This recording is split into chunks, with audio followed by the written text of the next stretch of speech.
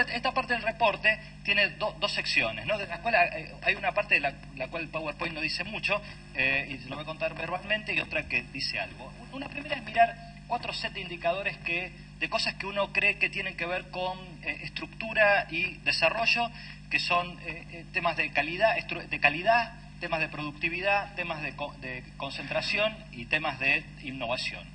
¿Cuál es la racionalidad? Bueno, hay una literatura bastante grande, reciente, que dice que la calidad de lo que uno exporta tiene que ver con el crecimiento, ¿no? Y por supuesto es muy difícil medir calidad de las exportaciones, ya lo sabemos, y los precios unitarios no son un buen parámetro necesariamente, pero hemos recopilado algunas cosas de trabajos previos que existen y algunas cosas nuevas, y lo que ahí uno ve es que estamos lejos de la frontera de precios internacionales en general, ¿no? Digamos, cuando uno, por ejemplo, tomamos 10 mercados de productos diferenciados, alimentos y bebidas, y en el que más cerca estamos a 30% de los precios promedio de la frontera, ¿no? Entonces uno dice, bueno, tenemos mucho camino para avanzar si esos precios unitarios son en algún punto un proxy de calidad, ¿no?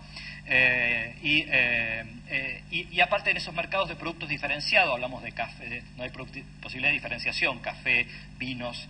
Uno dice, bueno, café antes era un commodity, pero no, el café hoy es un producto altamente diferenciado, ¿no?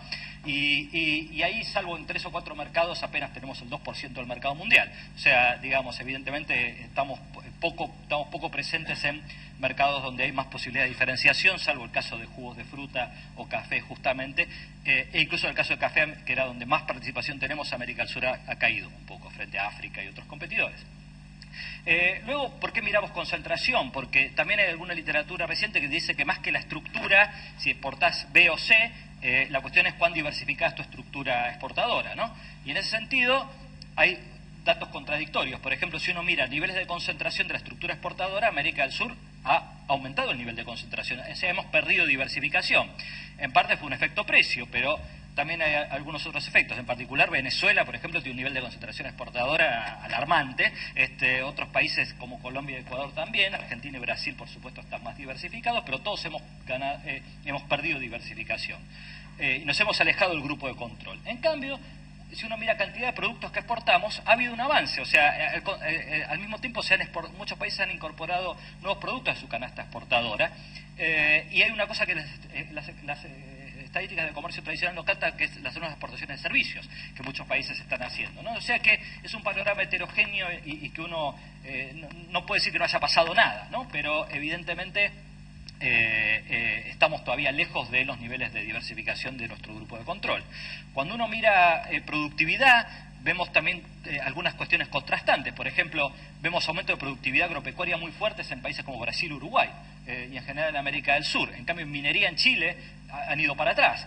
La productividad ha caído y de hecho están al 50% de la productividad de Australia, Canadá, etcétera. En cambio, en la Argentina, Brasil o Paraguay, en la soja estamos en la frontera prácticamente de productividad, pero no solo en esos sectores, también vemos aumentos, cierres de brecha con la frontera en arroz, en caña de azúcar, en algodón, etcétera. O sea, muchos países de la región en el sector agropecuario han aumentado la productividad fuertemente y han cerrado la brecha con los mejores rendimientos del mundo, no solo en agricultura de clima templado, sino en productos tropicales.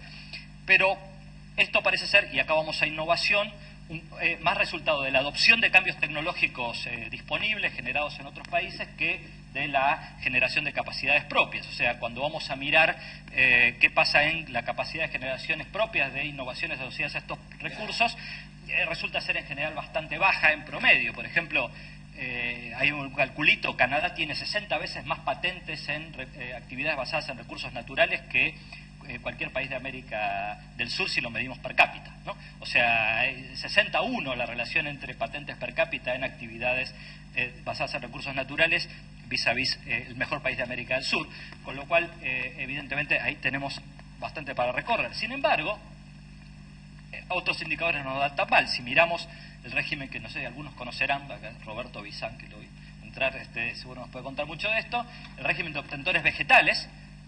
Canadá y Australia lideran el ranking, pero Argentina y Brasil están bastante cerca, ¿no? Y eso tiene que ver con semillas, ¿no? Digamos, no semillas genéticamente modificadas, sino las semillas, digamos, que están adaptadas a distintos territorios, etcétera. Entonces también hay algún panorama en donde hay algunas luces en un panorama generalmente, digamos, relativamente pobre.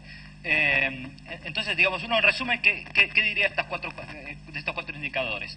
Hemos progresado en todas estas cosas. Hay avances heterogéneos, pero avances en términos de niveles medios de calidad de nuestra canasta exportadora, de aumentos de productividad en un montón de sectores basados en recursos primarios. Hemos incorporado nuevos productos a nuestra canasta exportadora, hemos adoptado cambios tecnológicos, nos han acercado a la frontera en muchas actividades, pero evidentemente esto todavía tenemos, si nos comparamos con el Grupo Control, mucho para recorrer, en particular en algunas cuestiones, por ejemplo, vinculadas con capacidad de innovación y también en reducir las heterogeneidades que son mucho más fuertes en nuestra región que en otros países.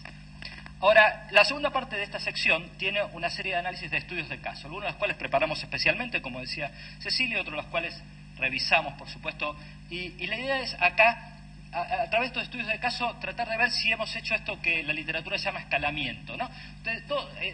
Cadenas globales de valor es una nueva manera, ¿no?, digamos, una palabra fetiche nueva que podemos discutir cuánto nos sirve o no, pero nos entendemos, ¿no? Digamos, y creo que tiene el valor de decir, bueno, basta de decir primario, manufactura, servicios, que es del siglo XX o XIX, y veamos las cosas, ¿no?, digamos, en términos de conjunto de etapas, distintas etapas que están asociadas a distintos tipos de productos. Y entonces esa literatura te dice que vos tenés que escalar, ¿para qué? Para salirte de la competencia vía costos, ¿no? ¿Y cuáles son las maneras de escalar? Y bueno, escalás en hacer productos diferenciados, por ejemplo, o escalás en adoptar procesos mejores que te hacen más productivo, o escalás en hacer tareas más complejas, y esto quizás es lo más interesante, ¿no? Por ejemplo, revisamos estudios en Colombia, una empresa que pasa a tomar control de la logística y el control de calidad de una cadena de ají, ¿no?, para la salsa tabasco. Y uno dice, no se hubiera dicho, bueno, anda a hacer la salsa. Y quizás ahí hay menos valor en hacer el proceso que un tipo que está controlando la logística y la calidad de todo, de toda la cadena, en donde quizás es mucho más, hay una posición mucho más específica, donde hay un conocimiento mucho más complejo que en poner una planta para procesar ají y hacer pasta, que finalmente es otro commodity, ¿no? Salvo que uno logre poner una marca que diga Tabasco 2, ¿no? Digamos, pues eso es muy difícil, ¿no? Porque ahí tenés que tener mucha plata, tenés que tener marcas globales y es difícil meterse. Y esto tiene que ver con la idea que tiene gente como Baldwin y otros, que lo que importa no es lo que haces, sino las tareas que desarrollás, no el comercio de tareas, sino el comercio de bienes. Y finalmente esto que llamamos escalamiento intersectorial, que tiene que ver con la diversificación. A ver, empezaste haciendo software para la minería, y quizás esa empresa mañana hace software para el petróleo y mañana para otra actividad, y entonces la idea es que lo que aprendiste en una actividad te sirva para meterte en otras y así construir diversificación. Pero nuestra intención no era limitarnos al upgrading que llamaríamos económico, sino también contemplar las cuestiones sociales y ambientales. No son el foco del reporte. Nuestro próximo reporte va a ser sobre empleo y cadenas de valor en recursos naturales, o sea que vamos a mirar eso con más detalle. Pero ahora también tratamos de mirar qué evidencia hay sobre si hay trade-off o no entre escalamiento económico y cuestiones sociales y ambientales, ¿no? Porque, por ejemplo, está fenómeno. Uno ve, tenemos muchos casos de, incluso, por ejemplo, algunos que ha hecho en Paraguay la gente del CADEP, Fernando Mas y sus colegas, sobre cómo el ingreso a cadenas de valor permite que productores pobres mejoren su situación en términos de acceso a mercados, a créditos, asistencia técnica, etcétera. Pero ahí te aparecen dos preguntas rápidamente. ¿No hay un sesgo de selección ahí? Es decir, entran los mejores y entonces, está bien, algunos pobres salen, los que eran menos pobres se hacen un poquito menos pobres todavía, pero los más pobres están todavía más lejos y quedan afuera de eso porque no tienen las condiciones mínimas. Segundo, por ejemplo, uno mira, hoy, por ejemplo, en Perú tenemos 4.000 tipos que tienen certificación del Global Gap de estándares del estándar de calidad más difundido en la industria alimenticia. ¿Y quién se lleva la renta del producto diferenciado? ¿No? Digamos, el tipo que hace café para Starbucks y que, bueno, en esa cadena, ¿el productor cuánto se lleva? De ese, ¿no? Que es el que tiene que hacer la inversión en el control de calidad, en la adopción de prácticas sustentables, etcétera, etcétera. O sea que, ¿cuánto esto, no? Realmente hay una oportunidad para que productores pobres mejoren su situación entrando en las cadenas, sí. ¿Qué efectos tiene esto sobre la distribución del ingreso? No, no, no siempre es tan obvio. Y luego, por supuesto, el tema ambiental, ¿no? Que es reconocido. Nosotros, por ejemplo, no sé, hace poco Chile casi se pierde toda su dotación de salmones porque ¿no? chocaba el impulso para aumentar la productividad, la producción a toda costa con la mínima, ¿no?, preservación de las condiciones en las cuales los salmones son criados. Pero este no es el único caso, ¿no? E incluso hay casos en donde hay contradicciones, por ejemplo, potenciales importantes. Está bárbaro producir biocombustibles desde un lado, pero por otro lado los biocombustibles hay que ver cuál es el balance energético de eso, ¿no? Digamos, o sea que lo que no ganes por un lado no lo pierdas por otro. Y, por cierto, también la cuestión de sustentabilidad obvia del conflicto entre la posible miopía intertemporal del tipo que gobierna y quiere explotar el recurso lo más rápido posible y la equidad intertemporal de dejarle algo a tu nieto, ¿no? Y por supuesto ahí hay muchos casos interesantes y hay situaciones win-win, pero otras que no son win-win, sino win-lose, ¿no? Lo que ganás por un lado lo perdés por otro. Entonces, cuando uno mira todas estas dimensiones hay luces y sombras, ¿no? Uno encuentra que hay muchísimos productores que en América Latina han podido responder a los requerimientos de calidad, trazabilidad, bioseguridad, sanidad. Recién estuve en Alemania, todo es bio. Parece que, entonces, ahora si no les das algo que dice orgánico, no se lo comen, ¿no? Digamos, hasta la salchicha, el chucrut, no sé. Pero digo, ¿quién controla eso? No sabe, pero esas regulaciones, por ejemplo, un problema importante, son definidas en general por los países desarrollados y no me pongo antiimperialista, ¿no? Digo, ¿cuál es no? ¿Son adecuadas? Por ejemplo, hay algunos estudios en Perú que dicen, bueno, acá me ponen un requisito de medioambiental, pero está pensado para Perú o en general para algo que alguien definió en Alemania de cómo es la sustentabilidad ambiental. ¿Qué rol tienen nuestros países en discutir esos requisitos que a veces son legítimos, pero otras veces pueden ser barreras al ingreso al mercado, ¿no? En materia de calidad ambiental, etcétera? O empresas que han asumido funciones clave en las cadenas de valor, empresas que han adoptado cambios tecnológicos y organizacionales que han generado aumento de productividad. Algunos casos de generación de capacidades innovativas de clase mundial, las semillas, ¿no? Acá nuevamente lo miro a Roberto, ¿no? De Don Mario, en nuestra gran empresa, ¿no? Nuestra nueva gran empresa innovadora, el campo de las semillas, pero no es solo eso, hasta ahí en Chile, ahí en Brasil, tenemos casos de redes de conocimiento que han estudiado Valeria Arce y sus colegas sobre recursos naturales, redes de recursos naturales donde se genera conocimiento científico con la cooperación de actores públicos y privados y académicos. Y todo eso está muy bien, pero por ahora son como excepciones, ¿no? Y a su vez tenemos sombras, ¿no? Digamos, por ejemplo, tenemos muchas empresas que certifican, muchas empresas que aumentan productividad, pero pocas empresas que hacen escalamiento funcional y controlan los nodos clave de las cadenas, ¿no? Por ejemplo, una excepción son las avícolas en Brasil, por ejemplo, ¿no?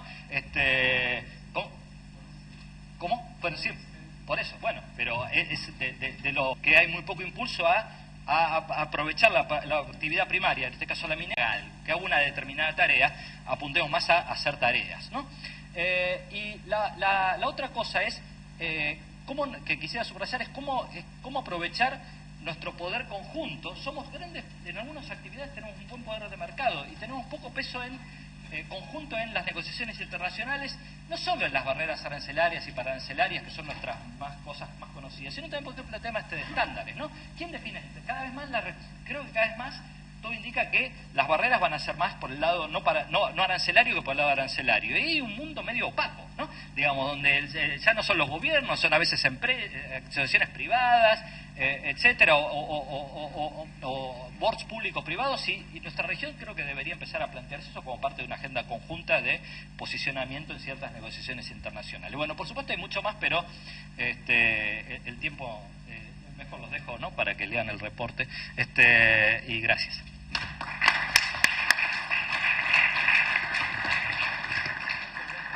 Muchas gracias, Andrés. Le vamos a pasar la